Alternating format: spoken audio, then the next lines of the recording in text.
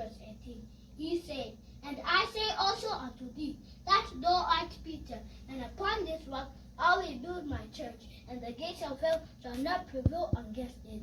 So the church belongs to Jesus Christ. Now let's go sit down, guys.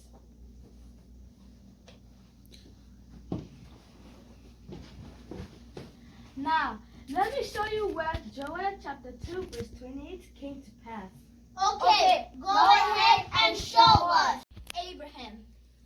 Open your Bible in Acts chapter 2 verse 16 to 17. It is here. Read it. Acts chapter 2 verse 16 to 17. But this is that which was spoken by the prophet Joel.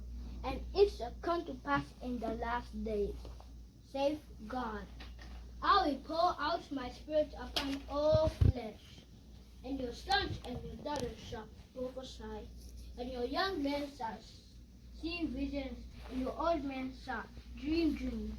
Yes, this is true.